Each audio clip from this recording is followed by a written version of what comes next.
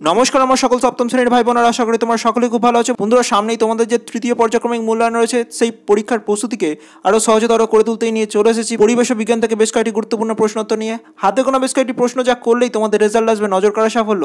তো এই ভিডিওটি অবশ্যই শেষ পর্যন্ত দেখবে, ভালো লাগলে লাইক করে দিও, বন্ধুদের মধ্যে যতটা পারো ভিডিওটি শেয়ার করে দাও। আর চ্যানেলটিতে নতুন হলে সাবস্ক্রাইব করতে কিন্তু একদম ভুলো না। আর স্ক্রিনে দেওয়া নাম্বার প্যাটার্নটি অবশ্যই ভিডিও পজ করে দেখে নিও। তো চলো কথা না বাড়িয়ে ভিডিওটি শুরু করা যাক।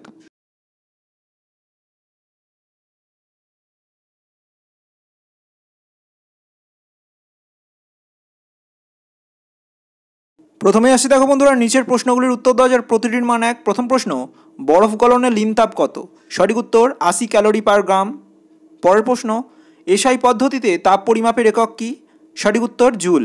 এবার আসছি পরবর্তী প্রশ্ন, দেখো, একটি উদ্বায়ী পদার্থের উদাহরণ দাও। সঠিক উত্তর স্পিরিট। পরের প্রশ্ন, ছায়া পড়ার জন্য আলোর কোন ধর্ম দায়ী?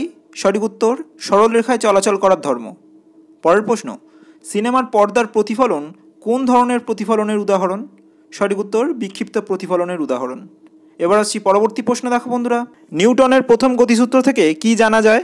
সঠিক উত্তর জাড্ডের ধারণা ও বলের গুণগত সংজ্ঞা। পরের প্রশ্ন, প্রিন্সিপিয়া গ্রন্থের লেখককে? সঠিক উত্তর স্যার আইজ্যাক নিউটন। পরের প্রশ্ন, একটি শূন্যযোজী মৌলের উদাহরণ দাও।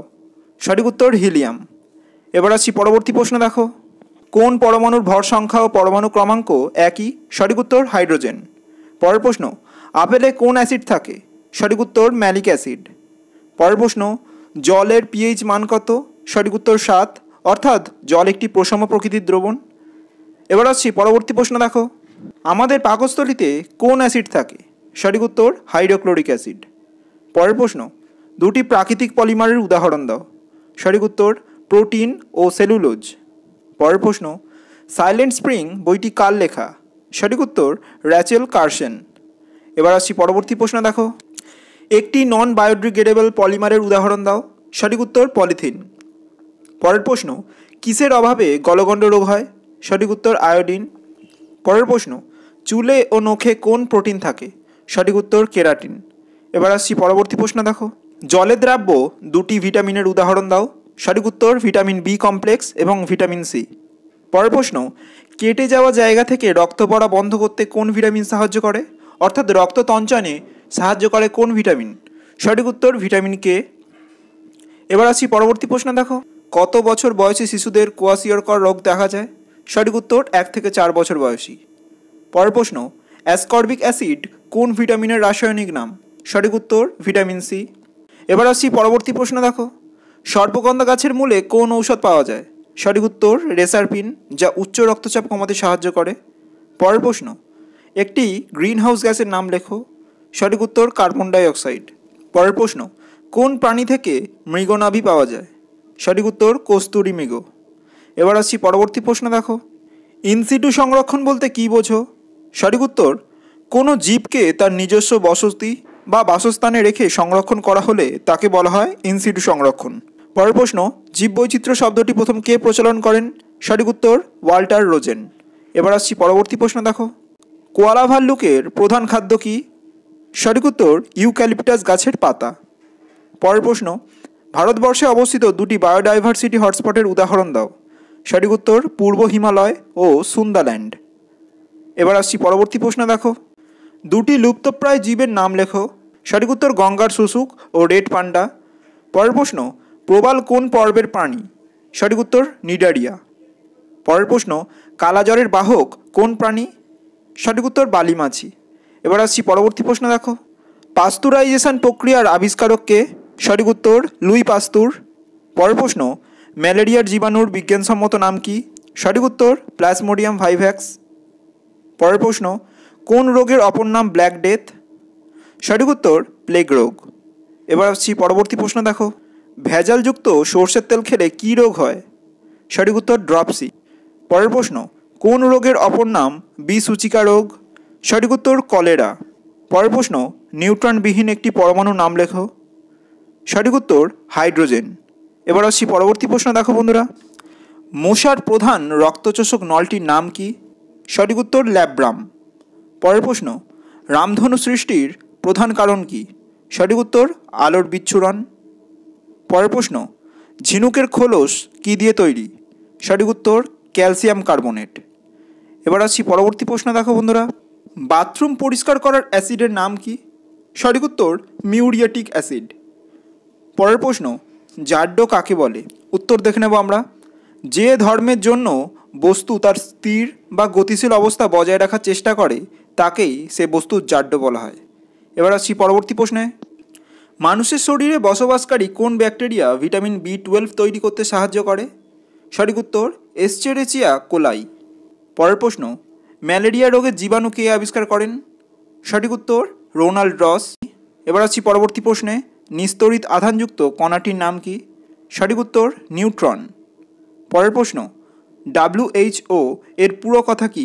সঠিক উত্তর ওয়ার্ল্ড হেলথ অর্গানাইজেশন। পরের প্রশ্ন, কলিচুনের সংকেত কি? সঠিক উত্তর CaOH2। এবার আসছি পরবর্তী প্রশ্নে, দেখো বন্ধুরা, কোন ছত্রাক থেকে অ্যান্টিবায়োটিক তৈরি করা হয়? সঠিক উত্তর পেনিসিলিয়াম। পরের প্রশ্ন, একটি অ্যান্টাসিডের উদাহরণ দাও। সঠিক উত্তর জেলুসিল। পরের প্রশ্ন, বার্ড ফ্লু রোগের জন্য দায়ী কোন ভাইরাস? সঠিক উত্তর H5N1 ভাইরাস। এবার আসছি পরবর্তী প্রশ্নে, অক্ষর চিনতে না পারা কোন রোগের লক্ষণ? সঠিক উত্তর ডিসলেক্সিয়া।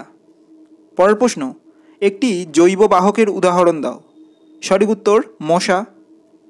পরের প্রশ্ন, শব্দের তীব্রতা কমাতে সাহায্য করে কোন গাছ? সঠিক উত্তর ছাতিম গাছ।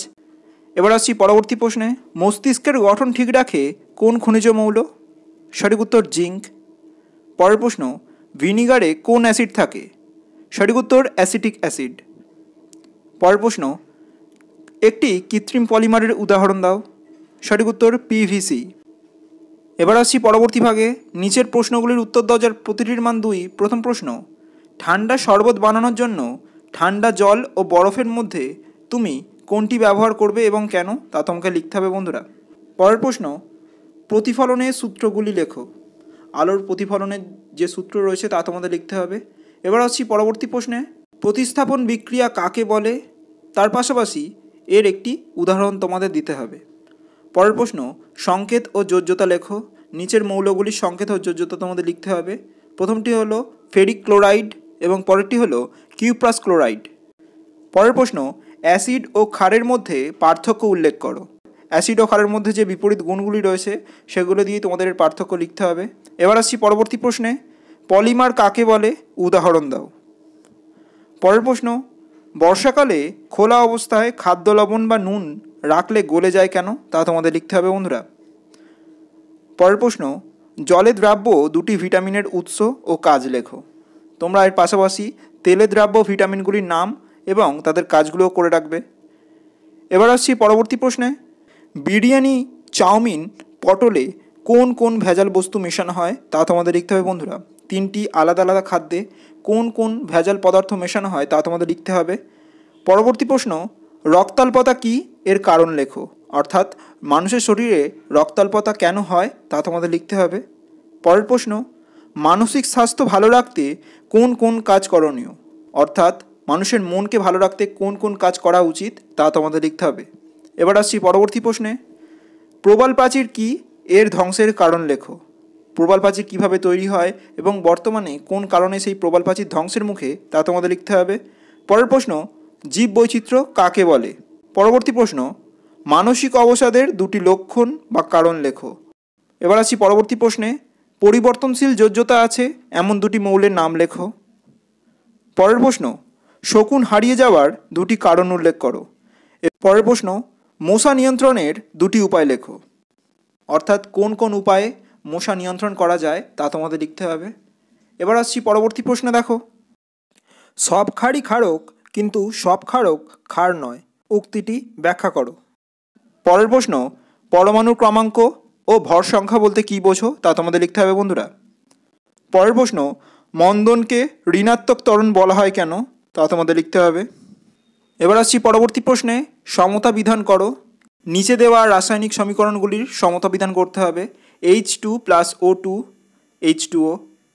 পরের প্রশ্ন, CH4 + O2 CO2 + H2O। পরের প্রশ্ন, NaOH + H2SO4 Na2SO4 + H2O। এবার আসছি পরবর্তী ভাগে 4 থেকে 5টি বাক্যে উত্তর দেওয়া, যার প্রতিটির মান 3। প্রথম প্রশ্ন, সেন্টিগ্রেড স্কেলে কোনো বস্তুর তাপমাত্রা 40 ডিগ্রি সেলসিয়াস হলে ফারেনহাইট স্কেলে তার মান কত হবে তা তোমাদের লিখতে হবে বন্ধুরা। এক্ষেত্রে প্রশ্নটি ঘুরিয়েও আসতে পারে, ফারেনহাইট স্কেলে তাপমাত্রা দেওয়া হতে পারে, সেন্টিগ্রেডে তোমাদের বের করতে হতে পারে। পরের প্রশ্ন, হাতে স্পিরিট ঢাললে সেই জায়গায় ঠান্ডা অনুভূত হয় কেন তা তোমাদের লিখতে হবে বন্ধুরা। এক্ষেত্রে তাপমাত্রার পরিমাণও কম বেশি হতে পারে। এবার আসছি পরবর্তী প্রশ্ন, দেখো, নিয়মিত প্রতিফলন ও বিক্ষিপ্ত প্রতিফলনের মধ্যে পার্থক্য উল্লেখ করো। পরের প্রশ্ন, চিত্রসহ সংজ্ঞা উল্লেখ করো। আপতন বিন্দু, আপতিত রশ্মি, প্রতিফলিত রশ্মি, অভিলম্ব, আপাতন কোণ ও প্রতিফলন কোণ, এই কটি বিষয়ের চিত্রসহ সংজ্ঞা ভালোভাবে করে রাখবে তোমরা। এবার আসছি পরবর্তী প্রশ্নে, সিনেমার পর্দা সাদা ও অমসৃণ করা হয় কেন তা তোমাদের লিখতে হবে বন্ধুরা। পরের প্রশ্ন, নৌকা থেকে লাফ দিয়ে নামার সময় নৌকার পিছনের দিকে সরে যায় কেন তা তোমাদের লিখতে হবে। এবার আসছি পরবর্তী প্রশ্নে, নিউটনের 3টি গতিসূত্র ব্যাখ্যা করো। পরের প্রশ্ন, থেমে থাকা বাস হঠাৎ চলতে শুরু করলে বাসে দাঁড়িয়ে থাকা যাত্রীরা কেন পেছনের দিকে হেলে পড়ে তা তোমাদের যুক্তিসহ লিখতে হবে। এবার আসছি পরবর্তী প্রশ্ন, দেখো, রাসায়নিক সমীকরণ বলতে কী বোঝো, এর তাৎপর্য লেখো। পরের প্রশ্ন, সিমেন্ট বালি দিয়ে ঢালাই করার পর তাতে বেশ কয়েকদিন জল দিতে হয় কেন তা তোমাদের কারণসহ লিখতে হবে। এবার আসছি পরবর্তী প্রশ্নে, অ্যাসিডের ধর্মগুলি উল্লেখ করো এবং তার পাশাপাশি মানবদেহে অ্যাসিড ও ক্ষারের ভারসাম্য নির্ভর করে কোন কোন বিষয়ের ওপর তা তোমাদের লিখতে হবে বন্ধুরা। পরের প্রশ্ন, একটি পাত্রে থাকা জল ও তুঁতের দ্রবণে পরিষ্কার লোহার ছুরি ডুবিয়ে রাখলে কি পর্যবেক্ষণ করা যাবে তা প্রয়োজনীয় সমীকরণ সহ লেখো। এবার আসছি পরবর্তী প্রশ্নে, প্রোটিনের উৎস ও গুরুত্ব লেখো।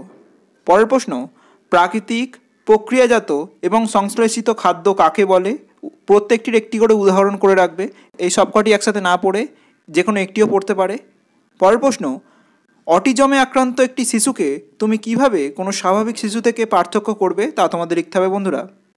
এবার আসছি পরবর্তী প্রশ্নে, জীববৈচিত্র্যের গুরুত্ব উল্লেখ করো। পরের প্রশ্ন, মানবদেহে ভিটামিনের ভূমিকা উল্লেখ করো, অর্থাৎ মানবদেহে ভিটামিন কী কী গুরুত্বপূর্ণ ভূমিকা পালন করে তা তোমাদের লিখতে হবে। পরের প্রশ্ন, ভারতকে মেগা ডাইভার্সিটি নেশন বলার কারণ কি, তার পাশাপাশি ভারতে অবস্থিত জীববৈচিত্র্যের গুরুত্বপূর্ণ অঞ্চলগুলির নাম লিখবে। আজ এ পর্যন্তই। তবে ভিডিও শেষ করার পূর্বে তোমাদের সামনে একটি প্রশ্ন উপস্থাপন করছি। রোনাল্ড রস কলকাতার কোন হসপিটালে ম্যালেরিয়া রোগ নিয়ে গবেষণা করেন? প্রশ্নটির উত্তর জানা থাকলে এই ভিডিওর কমেন্টে লিখে জানাতে কিন্তু একদমই ভুলো না। আর এই সকল প্রশ্ন প্র্যাকটিসের পাশাপাশি তোমাদের টেক্সট বুকটি ভালোভাবে খুঁটিয়ে পড়ে রাখবে। এছাড়া তোমাদের বিদ্যালয় থেকে যে সকল গুরুত্বপূর্ণ প্রশ্নের কথা বলেছে সেগুলি অবশ্যই ভালোভাবে প্র্যাকটিস করে রাখবে। ভিডিও সংক্রান্ত কোনো অসুবিধা হলে অবশ্যই কমেন্টে লিখে জানাবে। দেখা হচ্ছে পরের ভিডিওয়, ততক্ষণ সুস্থ থেকো, সাথে থেকো। নমস্কার।